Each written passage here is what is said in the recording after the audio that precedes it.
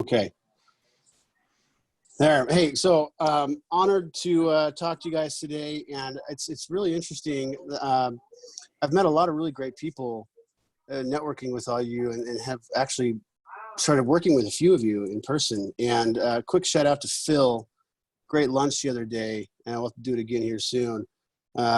Really enjoyed that, and really enjoy networking with all of you guys. But today I really wanted to talk about, well, it initially started out me wanting to discuss assembling an innovative team. Then it kind of morphed into the entrepreneurial mindset, and then also storytelling in sales. But I kind of morphed them all together. So bear with me as I try and link these together, because I believe they're all embedded and inextricably linked anyway. So with that said, I am the founder and CEO of a company called Publisher Arts, and we're focused on analytics and big data, artificial intelligence for the telecommunication space, especially as they relate to entertainment media. So telcos are, in our opinion, part of our hypothesis is that telcos are the next big aggregator of TV, digital TV, that is. And so we're working with them on cutting through the attention economy and helping their subscribers get the right content through the right platforms. And I think the most important thing about me that you should know is that I listen to the Velvet Underground. And probably most of you don't even know who that is. And that makes me happy. So if you do, kudos to you, and we should probably hang out. First things first, I wanted to really embed into your minds that creativity is everywhere. As we go forward, so I'll go through this quick presentation. I have this creativity manifesto. I like to geek out over creativity and innovation in media. But this manifesto, I'll send it to Taylor, and if you guys want it, he'll send it out to you. You can read the whole thing. But essentially what it's getting at is, when we generally speak of creative in regards to the creative industry, people think of artistic capabilities. But creativity, in my opinion, is more and more becoming a commonplace value and skill in business. So especially as people start to discover that creativity is a broader application than just art. Creativity is abstract and isn't readily defined by any discernible confines. Basically telling you, in any facet of the business, whether you're an accountant or a doctor or an engineer, you don't have to be the graphic designer or the editorial person or the copywriter of the business. You can be creative in every facet of the business. And so with that said, I also want to introduce you to a quick academic framework. This will all start to make sense throughout this presentation. But quick introduction to causal and effectual reasoning from one of my favorite professors, Dr. Sarah Sarasvathy. I believe I say that right. But she's out of the Darden School of Business at the University of Virginia. And causal thinking and effectual thinking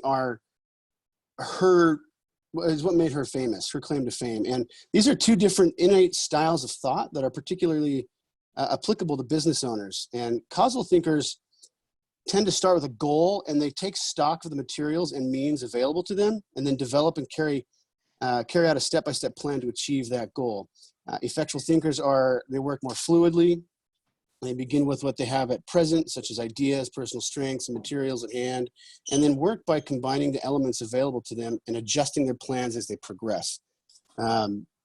Effectual thinkers don't begin with a clearly defined goal. Rather, they allow the goal to emerge organically out of that process. Causal thinking is the exact opposite, where it's more of a process, right? You have multiple different means, but you have a given goal, a known output.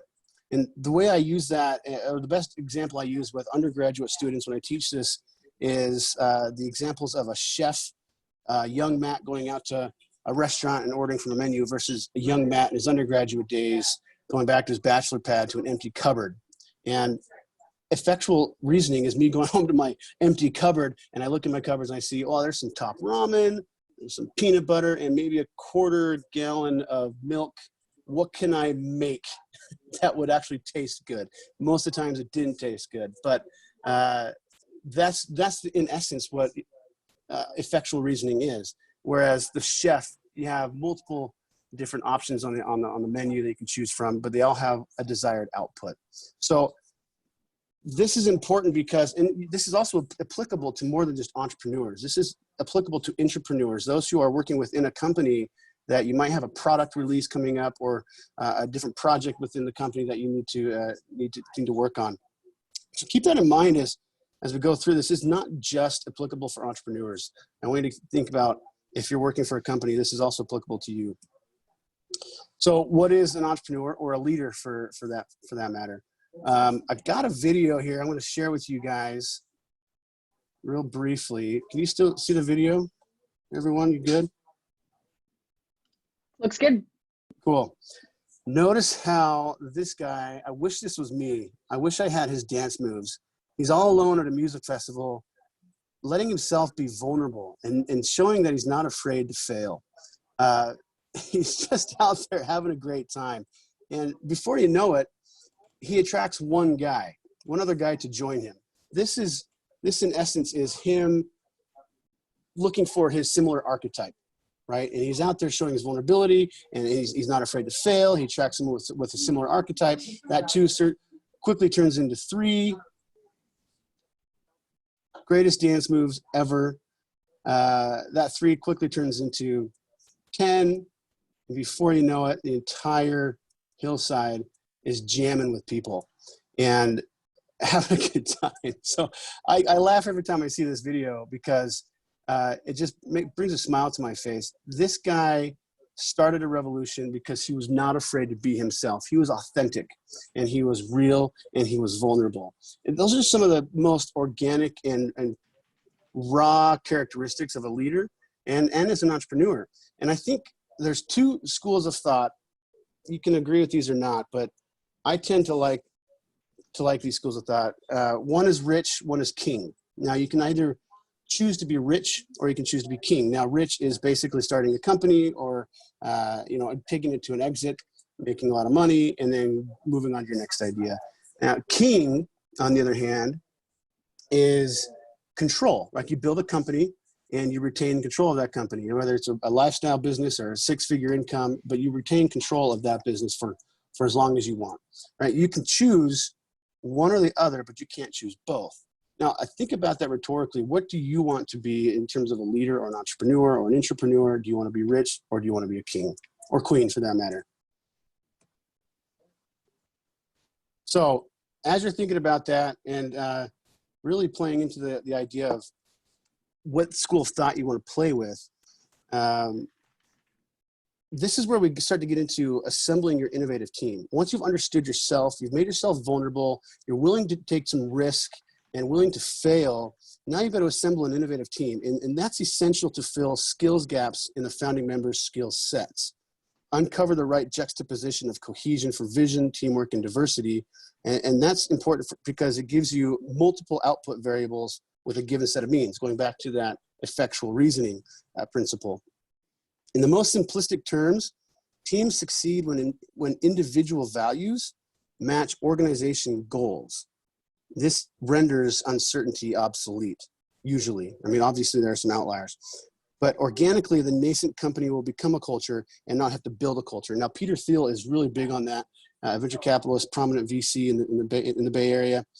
I'll say that again. Organically, if you follow these rules and these steps, organically, your company will become a culture and not have to build a culture. It should be embedded in your DNA from when you establish your founding team. Once you establish your tribe, where everyone is valued, especially the contrarian. I'm usually the contrarian in my teams. Once that's formed, it makes it easier to retain talent. And I bring up the contrarian because you need different points of view. Now, on this slide, you're going to see on the right hand, in the right corner here, what's called the Jungian archetypes. You can use various different tests, but I like to use the Jungian archetypes because it categorizes society into 12 different groups. Now, this is how society perceives you, not necessarily how you perceive yourself. So there's various quizzes online you can go take and see what category you fall into, but it's important to understand how people perceive you, and then you go attract that similar archetype to join your core team. And as your core team starts to expand, you're very similar in how you think and how you perceive each other, but then you start expanding into diverse teammates to provide that different perspective. So the most common denominators in building a successful team teamwork, chemistry between the players, and trust in the system developed.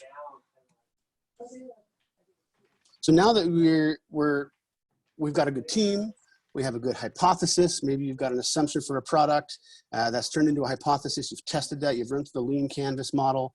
Now you've got to frame your value proposition and start to position that to a target audience. Since we're running out of time, I'm just going to briefly go through some of the questions that I tend to ask myself. With the target segment, I usually ask, who am I creating this product for? The point of difference is, what is the reason people would buy this product? What features make the product different? A frame of reference, who are they competing against? And then, of course, the competitive advantage, what internal capabilities make them better than the competition? Now, I want to spend most of my time on this piece because this is now, you've got a good framework for your messaging. Now you've got to actually go out and deliver it. And I follow a very simple formula from the Heath brothers, two psychologists that wrote a book, Made to Stick, about 10 years ago. It's a really great book. And I really follow this formula because it's quite easy to follow. The first one is simplicity. Now, simplicity, like Da Vinci says, is the ultimate sophistication.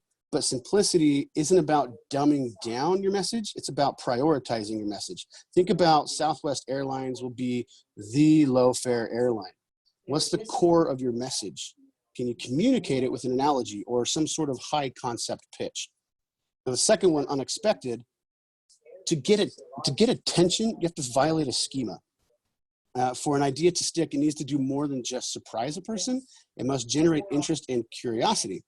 Make them want to find the answers as to why they were surprised. And to hold the tension, use curiosity gaps, like what are Saturn's rings made of? Or my personal favorite, what, this is going to be a little bit different for you guys, but I apologize, but ask, why do men have nipples? Before your message can stick, your audience has to want it. The nipple question is a good one because chances are you don't have an immediate answer, right? You're probably curious. You know men have nipples, but you don't know why. There's a curiosity gap there, and it creates an itch, right? It's unexpected. And so now I'm going to want to go search for that answer and understand that or fill that curiosity gap. So the third one, concrete. To be concrete, use sensory language. Think of Aesop's fables. Paint a mental picture like a man on the moon. Try to hook into multiple types of memory. Credible. This is pretty straightforward. Ideas can get credibility from authoritarian points of view or non-authorities, but try to provide some sort of credible backing to that. Emotion, obviously, another straightforward deal. Create emotion. People care about people, not numbers. Think about what's in it for you. But identify appeals can often trump self-interest. For example, the analogy I use is don't mess with Texas. That speaks to Bubba's identity, Bubba being the quintessential Texan, right? And last but not least, stories. Stories drive action through simulation, what to do, and also inspiration, the motivation to do it. Think about, for this case study would be Jared's diamonds. He must have went to Jared's, or he went to Jared's to get that diamond ring. That's a story that people can relate to, and it springboards and helps people see how an existing problem might change. So it's important to understand you don't need to use every single letter on here when you're creating your narrative. One or two will do just fine. This is just an example or an acronym to show you various different ideas of how to create a simple message. Using pre-existing schemas contained within the audience's mind to make profound concepts should be simple. Use pre-existing schemas to make it simple. So for example, I could ask Taylor to describe a pomelo. I'm sure since he's super smart, he's going to come back at me and say it's a large citrus fruit with a thick cut but soft rind, with fleshy coral pink insides, and can vary from juicy to slightly dry, and from seductively spicy, sweet to tangy or tart, right? So he's going to give you a really long academic answer, but in reality, to describe a pomelo, use pre-existing schemas available to your audience. I would probably say, dumb it down a little bit and say, a pomelo is an oversized grapefruit with a very thick and soft rind. You know what a grapefruit is, so you can relate to that. And therefore, it's easier to picture that in your mind. So now that we've got our framework, we understand who we are, we've got a good message, Now it's time to apply those messages into how we go out and sell the product. Now, a lot of you are familiar with Daniel Kahneman, popular psychologist and economist. He came up with the book, he wrote the book, Thinking Fast and Slow. We think, according to Kahneman, in two different systems, system one and system two. System one is autopilot, system two is manual. Since we've talked a lot about it in previous presentations, I won't spend a whole lot of time on this, but system one, the example here that I use is me driving down the canyon after a good ski day. I arrive home and think, how did I not die? Because I was not paying attention to the road whatsoever. It was an autopilot. But if, again, Michaela or somebody was to ask me, hey, Matt, what's the square root of 81? I have to think about it. Say, oh, it's 9. It pulls me out of my system one and into my manual system two, getting me ready to actually engage in conversation. So the best way to do that with your prospects or your leads, in my opinion, what I've done, it's helped me a lot, is the 3x3 research. That's spending 3 minutes finding 3 key things about a prospect you have in mind. Now you've identified a persona, you've identified a target audience. Now you're going after a particular person at a company. Find 3 key things in 3 minutes about that person. So a great example is I've researched Joe Schmo. I know he's expanding his franchises out west. He wants to open 10 new ones out west. And I found a Bloomberg interview about that, and I watch it and I put in the email, hey, Joe, saw your Bloomberg interview. I know you're looking to expand out west with 10 new franchises. My X widget can provide X value. We should talk, right? Succinct, to the point, and provides a value up front. Very important. We'll come to Flywheel in just a second, but the last thing here, jobs to be done, is going beyond understanding your demographics. It's understanding the psychographics. Now, I fit a very broad demographic: white, middle-aged, live in the suburbs. I don't drive a minivan, but my wife wants me to. So let's just pretend I do, right? So I have a minivan and I read the New York Times. There's a lot of us that fit that demographic, but we need to go beyond that and understand my behavior and understand the job that I'm hiring you to do. So if I need a 1/4-inch hole, if I'm remodeling my house, I need a 1/4-inch hole. The job I need Black & Decker to do for me, that I'm hiring them to do, is to give me a 1/4-inch drill bit. So understanding more than just demographics is imperative to your approach. So here's the Flywheel model. How many of you have, oh, sure, all of us have seen the sales funnel. And I heard a quote from a prominent sales executive when I was in sales, corporate sales, a while ago, and he said, the sun rises and sets on the quarter. This basically means that there's no momentum to begin the quarter. And that's very frustrating for a sales guy. But your company, after years of aggregating and building and creating content, should show that you have assets: evergreen content, backlinks to your site, social media followings, and customers who advocate for your brand. So there should be some momentum that you already have to provide new prospects. And that's what the flywheel does. It provides force and friction. It keeps the momentum moving. So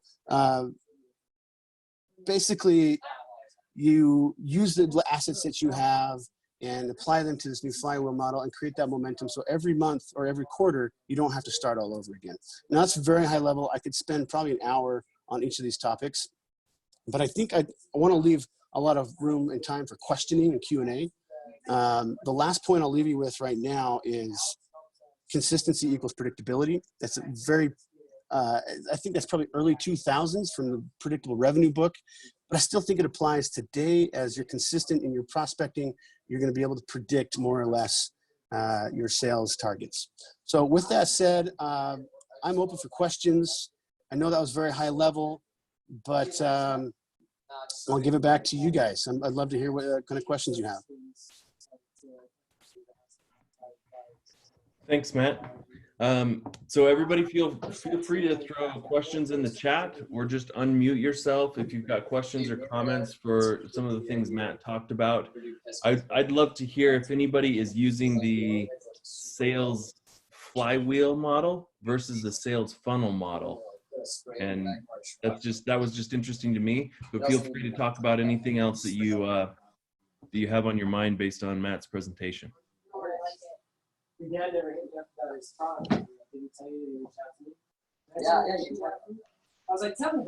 Matt, I'd love to get more of your thoughts on those two styles of thinking. And I'd love maybe one more level down from your brain on those. Which ones? Is that the rich and king or the effectual reasoning? The effectual and reasoning. Right. I think if we go back to the slide, effectual reasoning allows you to the extent you can control the future, there's no need to predict it. Right. And your whole goal as an entrepreneur or as a project lead or coming up with a new product that you need to release for your company is to control the future, because causal thinking goes to, you see a lot of corporations investing so many resources into predictive analytics. And I'm actually making money off of those resources, which is great. But early on, you don't have set processes. And it's not like either or is good or bad, they're just different. And in fact, effectual reasoning will lead into causal reasoning. Causal is processes. These are systems you want to put in place. When you're just starting out, you're like MacGyver.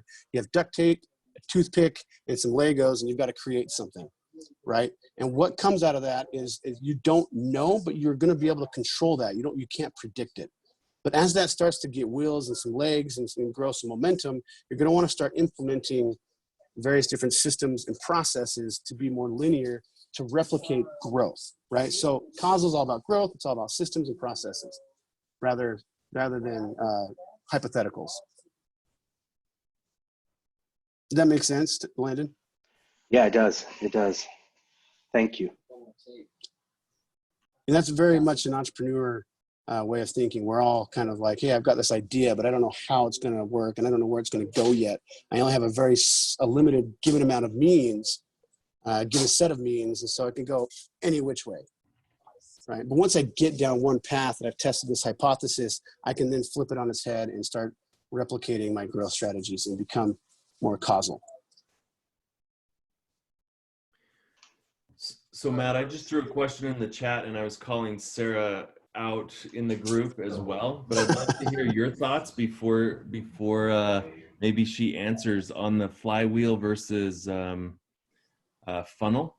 Have you, when you're working with that, have you done anything in terms of automation? Because I know Sarah at Longship, they do a bunch of automation with the sales cycle and marketing, etc. But does the approach change if you're working in a funnel situation versus a flywheel situation in your mind, Matt? I would love to hear Sarah's point on this too, but it definitely changed because you're prospecting someone different. You're not in the 90s when you're selling products. You were, as a salesperson, you had all the information, right? So the prospect depended on you to get all that information about a product. It started to switch in the mid-2000s when now the customer knows as much information as a sales rep does, right? The information's everywhere. It's ubiquitous. But the flywheel model, since both parties have so much information, to automate that, you want to create more of a delight for your customer. You want to provide an experience that wants to make them come back and become an advocate for you. Now that advocacy creates momentum and friction and energy, and it keeps the flywheel moving. So they're going to start referring people for you. Rather than just being all the information residing with you, you're allowing them to be delighted, is what HubSpot's CEO says, right? We want to delight our customers, but keeping that momentum going is crucial. And the momentum that you have with marketing too.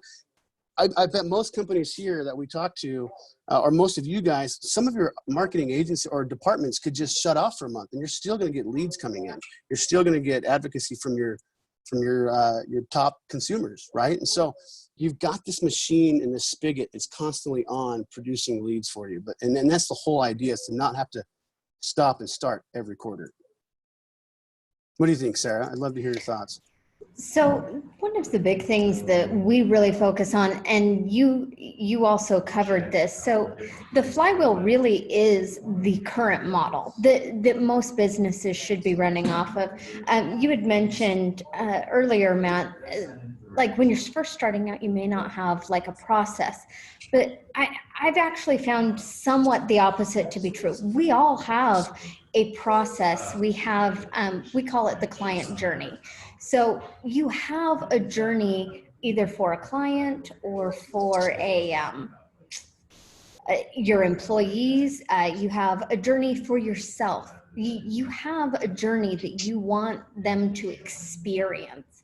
And that's what you want it to be, is an experience. And so it is really finding first, and you covered this perfectly, Matt, like it's finding first that journey, that experience. What do you want them to see, smell, taste, whatever? Like, I mean, even in automation, I have a journey I want them to go on. I want them to experience these things. That way they're ready for a conversation with our salesperson. And so there is a journey for each of us that we want our people to go on.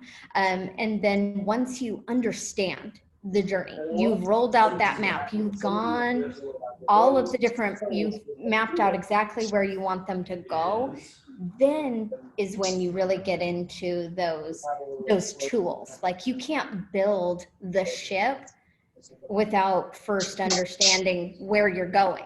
Because if you're trying to go to Hawaii and you think I can drive my car to Hawaii, you can't. It's not that the destination's impossible. It's that the vehicle you've chosen is unless ridiculous. I have an effectual reasoning and I create an amphibious car, exactly, right, and I can drive across the ocean. That's different. But I agree to most of that. And these are soft skills. And when I work with engineers on my teams, I'm in data science, right? And so when I work with engineers and the like, who aren't used to the soft skills of selling, who have a high IQ but not the best EQ per se, they're starting to resonate with more of an understanding of an academic process to put into their state of mind. And Jonathan Hedstrom, I don't know if he's on here today, but he usually does come on. He, with his last company, would ask me for books to read on sales, because he's a strict engineer, PhD, in telco, really smart, wicked smart. He's from the East Coast, right? And so he's one of those guys that just wanted to learn how to sell his own product. He could build it, but could he sell it? So a lot of these concepts, they do have an early stage process, if you will, but it's going to be a little clunky, right? I mean, you have to smooth it out, and that's the whole point, is iteration. I'm already assuming, as we talked about this, that you've gone through that iterative process. Got a question here from Tyler. What was the archetype called that you used to discover good fit within the team? What channels do you find most effective to attract the team? Tyler, can you elaborate a little bit more on that? Yeah, totally. You just showed an archetype model that you were referring to. I forget in what slide it was. And I liked the model. I started to kind of like try and apply it to myself, but I don't know what it's called. So I want to do more research on it. Yeah, the psychologist, his name is Carl Jung. I'll put it here. Carl Jung. He's a Swiss psychologist and economist. He came up with the 12 archetypes for society. I think that's what it's called, something like that. And it's basically how we categorize ourselves in each society that we find ourselves, right? So you might be an adventurer. I might be more innocent, but it applies to brands. And that's why I want you guys, the whole point I wanted to get across, which I don't think I did very well, was not only finding yourself and understanding yourself, and don't want to get too kumbaya, but it's also, once you have understood yourself and where you stand, how does that interpret, or how does that move into your brand's DNA? Where does your brand stand with that archetype? What archetype does your brand have? I mean, there's a rebel archetype. That's where Harley Davidson fits in, right? And Duracell fits into the dependable archetype.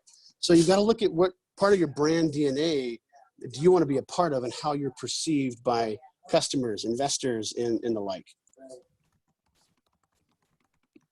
I have an interesting question. If I can go ahead. Kind of continue on that. What do you do? What do you do if you know that kind of the archetype of your founding team, as it is, does not fit the culture that you know your target customer is looking for? and what they would feel most comfortable with. How do you maybe manage that when you might be the problem to that? That's a good question, and that happens a lot. The founders are always the most egocentric, so you've got to be a little bit more humble. But at the same time, since it's your business, your idea, you have to find a similar archetype. I'm a big proponent of saying, don't go into business with somebody you met 15 minutes ago. It doesn't matter who they are. My original co-founder I've known for 30 years. Now he's a silent partner right now because he had to go take on other responsibilities. But he got me started because we share a trust level.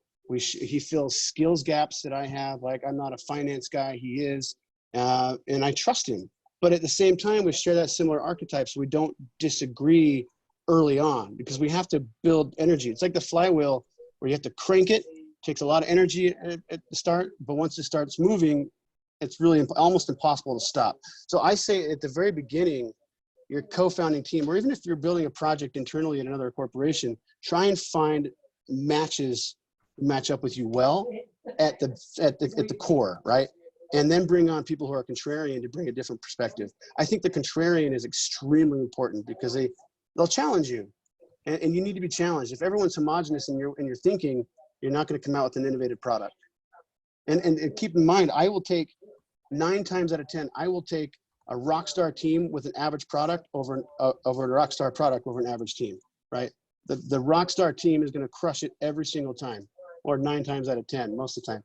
And in an average product, I mean, I don't know if you guys remember the car eyelashes, people putting eyelashes on their cars. That was a big thing. The CEO and founder made millions on that product. Average product, but a rock star team. So you have to, again, find who gels well with you and trust who you trust. Good question, Tyler. Who else? Any other questions?